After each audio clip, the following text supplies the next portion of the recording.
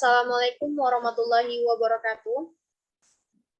Alhamdulillahirabbil wassalatu wassalamu ala asrofil anbiya wal mursalin wa ala alihi wa sahbihi rasulillahi ajmain. Pertama dan terutama sekali, marilah kita panjatkan puji dan syukur atas kehadirat Allah Subhanahu wa taala yang telah melimpahkan rahmat dan karunia-Nya kepada kita semua sehingga kita dapat berkumpul di ruang Zoom meeting pada malam hari ini. Yang saya hormati selaku dosen pengampu Bapak Umar Kalmanizar, SSI PhD, dan yang saya hormati teman-teman sekalian yang seperjuangan dengan saya.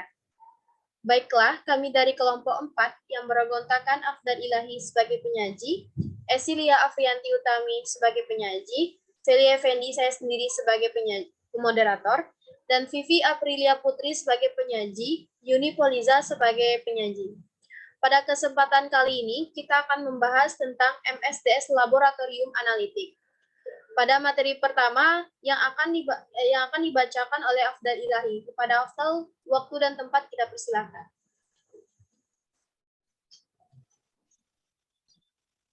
Baik, terima kasih moderator. Baiklah, saya Afdal akan mencoba menjelaskan tentang pengertian bahan-bahan kimia berbahaya. Bahan kimia berbahaya adalah segala bentuk bahan kimia baik berupa zat tunggal maupun campuran yang dapat berakibat buruk bagi kesehatan dan lingkungan, baik secara langsung maupun tidak. Dampak yang dapat ditimbulkan dari bahan kimia berbahaya tersebut yaitu yang pertama, dampak secara fisik. Artinya, reaksi hebat yang terjadi dari bahan-bahan kimia yang berbahaya dapat menimbulkan suatu hal yang dapat melukai tubuh kita, baik itu berupa ledakan ataupun kebaran api yang terjadi pada bahan-bahan kimia tersebut. Yang kedua, dampak bagi kesehatan. Artinya, apabila terjadi kontak antara bahan kimia berbahaya tersebut dengan tubuh kita, seperti terhirup, tertelan, ataupun tersentuh, maka kemungkinan besar akan menimbulkan efek buruk bagi kesehatan kita. Contohnya dapat menyebabkan alergi, iritasi, dan lain-lain. Selanjutnya, MSDS atau Material Safety Data Sheet. MSDS adalah kependekan dari Materi Safety Data Sheet. Memuat informasi mengenai sifat-sifat zat kimia, hal-hal yang perlu diperhatikan dalam penggunaan zat kimia, pertolongan apabila terjadi kecelakaan, maupun penanganan zat yang berbahaya. Data dari MSDS ini sangat penting dalam penyimpanan, penanganan, pemakaian, maupun pembuangan zat kimia. Data MSDS merupakan protokol standar keamanan dan keselamatan kerja. MSDS merupakan protokol keselamatan dan keamanan kerja, digunakan secara luas di dalam laboratorium, industri, serta pihak-pihak yang bekerjasama dengan zat-zat kimia. Lembar data keselamatan bahan atau Material Safety Data Sheet adalah merupakan kumpulan data keselamatan dan petunjuk dalam penggunaan bahan-bahan kimia berbahaya. Pembuatan MSDS dimaksudkan sebagai informasi acuan bagi para pekerja dan supervisor yang menangani langsung dan mengelola bahan kimia berbahaya dalam industri maupun laboratorium kimia. Baik, terima kasih moderator. Saya kembalikan kepada moderator. Baik, terima kasih Afdal. Materi selanjutnya akan dijelaskan oleh Vivi Aprilia Putri. Kepada Vivi, waktu dan tempat kita persilahkan. Terima kasih moderator. Selanjutnya cakupan pada MSDS. Secara garis besar, MSDS mengandung informasi tentang uraian umum bahan kimia, sifat fisik dan kimiawi, cara penggunaan, penyimpanan, dan pengolahan bahan buangan. Pada bagian berikut diuraikan informasi-informasi yang umumnya terdapat pada dokumen MSDS. 1. Informasi umum. 2. Informasi tentang komponen berbahaya. 3. Informasi data fisika. 4. Informasi tentang data kemudahan terbakar dan ledakan. 5. Informasi tentang data reaktivitas. 6. Informasi tentang bahaya kesehatan. 7. Informasi prosedur pengumpulan, pengelolaan, pengolahan limbah. 8. Informasi perlindungan bahan kimia. 9. Informasi penanganan awal khusus. 10. Data transportasi. Tanda bahaya pada MSTS. Pada MSTS, tanda bahaya dikelompokkan menjadi bahaya dari segi kesehatan, kemudahan terbakar, reaktivitas bahan dan bahaya khusus. Digunakan simbol belah ketupat, yaitu simbol belah ketupat yang berwarna biru menunjukkan skala bahaya kesehatan, berwarna merah menunjukkan skala bahaya kemudahan terbakar, berwarna kuning menunjukkan skala bahaya reaktivitas, dan berwarna putih menunjukkan skala bahaya khusus lainnya. Terima kasih moderator. Selanjutnya dikembalikan kepada moderator. Terima kasih oleh Esi Rianti Utami. Kepada Esi, waktu dan tempat kita persilakan. Terima kasih kepada moderator. Selanjutnya yaitu MSDS etanol. Bagian 1, identifikasi bahaya. Klasifikasi bahan atau campuran. Klasifikasi menurut peraturan EC nomor 1272/2008.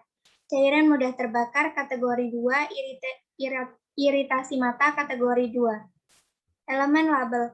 Pelabelan menurut peraturan EC nomor 1272/2008. Piktogram bahaya dapat teman-teman lihat pada layar. Respon yaitu jika terkena mata, bilas dengan seksama dengan air untuk beberapa menit, lepaskan lensa kontak jika memakainya, dan mudah melakukannya. Lanjutkan membilas. Penyimpanan, simpan di tempat berventilasi baik, jaga wadah tertutup kedap atau rapat. Kontak dengan kulit, tanggalkan segera semua pakaian yang terkontaminasi, bilaslah kulit dengan air atau pancuran air yang banyak, hubungi dokter jika terjadi iritasi. Jika tertelan, segera beri korban minum air putih 2 gelas paling banyak, kemudian periksakan ke dokter.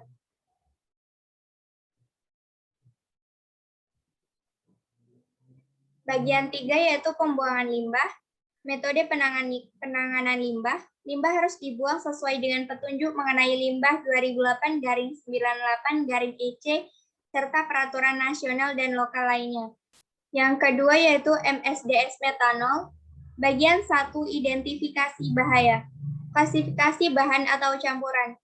Klasifikasi menurut peraturan EC nomor 1272/2008, cairan mudah terbakar kategori 2, toksisitas akut kategori 3, oral toksisitas akut kategori 3, penghirupan toksisitas akut kategori 3, kulit toksisitas pada organ sasaran spesifik. Elemen label, pernyataan bahaya, cairan dan uap mudah menyala. Pernyataan kehati-hatian, pencegahan yaitu jauhkan dari panas, percikan api, atau bahan yang dapat menimbulkan panas.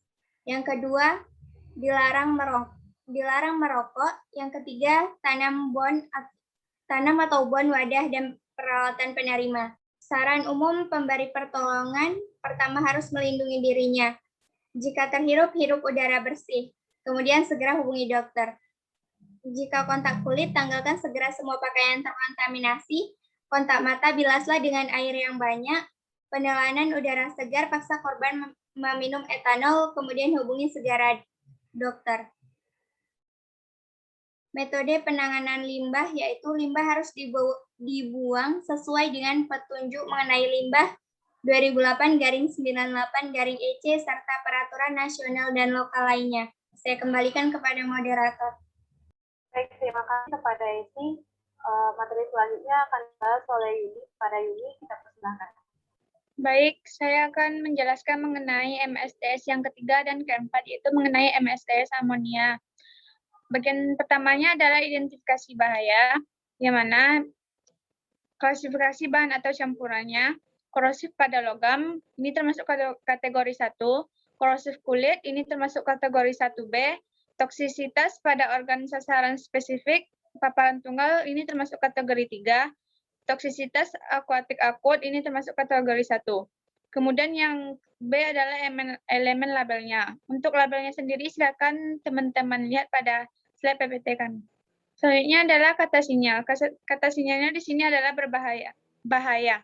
Kemudian penyataan bahayanya dapat korosif terhadap logam, menyebabkan kulit terbakar yang parah dan kerusakan pada mata, dapat menyebabkan iritasi pada saluran pernapasan.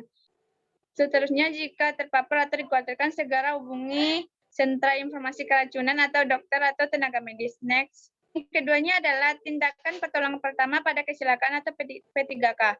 Saran umumnya pemberi pertolongan pertama harus melindungi dirinya terlebih dahulu. Kemudian jika setelah terhirup udara segar, panggil dokter. Kemudian jika terkena kulit, tanggalkan segera semua pakaian yang terkontaminasi. Kemudian jika terkena mata, bilas dengan air yang banyak. Kemudian yang bagian ketiga adalah pembuangan limbah. Metode penanganan limbahnya, limbah harus dibuang sesuai dengan petunjuk mengenai limbah tersebut. Yang keempat adalah MSDS heksana. Bagian satunya sifat fisika dan kimianya. Dapat dilihat sifat fisikanya adalah cairan, kemudian tidak berwarna, berbau seperti benzena, boiling point dengan 69 derajat Celcius, titik nyalanya -22 derajat Celcius, kemudian BM-nya adalah 86,18 gram per mol. Next. Bagian keduanya adalah identifikasi bahaya. Yang pertama, sangat mudah terbakar dalam kondisi cair dan uap, kemudian beracun untuk sistem reproduksi. Bagian yang ketiga adalah pertolongan pertama. Jika terkena mata, bilas dengan air yang banyak. Kemudian jika terhirup, bawa korban ke udara terbuka. Selanjutnya, jika tertelan, diusahakan agar korban tidak muntah. Kemudian yang terakhir adalah jika terkena kulit, cuci dengan air yang banyak, lepaskan pakaian yang terkontaminasi. Next. Bagian yang keenam adalah penanganan dan penyimpanan. Selalu bekerja di ruang asam saat memakai bahan ini, kemudian jauhkan dari nyala api terbuka, dan terakhir simpan di wadah tertutup, rapat, dan di tempat yang kering. Sekian, terima kasih. Saya kembalikan kepada moderator. Baik, terima kasih kepada ini. Materi selanjutnya akan saya sendiri yang menjelaskan, yaitu tentang yang kelima, MSDS asam asetat atau CH2COOH. Asam asetat adalah asam karboksilat yang dalam kondisi normal terbentuk cairan yang banyak digunakan dalam industri. Bagian 1, sifat-sifat fisika, leleh 16,6 derajat Celcius, titik didih 118 derajat Celcius, kelarutan larut sempurna air. Berat jenis cairan 1,05, berat jenis uap 2,1, tekanan uap 11,4 mm Hg, suhu 20 derajat Celcius. Bagian 2, sifat-sifat bahaya. Yang pertama, kesehatan. Efek jangka pendek atau akut, uap asam dapat menyebabkan iritasi pada hidung dan tenggorokan. Efek jangka panjang, dermatitis pada kulit dan gangguan pada penglihatan. Yang kedua, kebakaran. Titik nyala 39, derajat Celcius, titik bakar 463 derajat Celcius, daerah mudah terbakar, 4% sampai 19,9%. Ketiga, reaktivitas.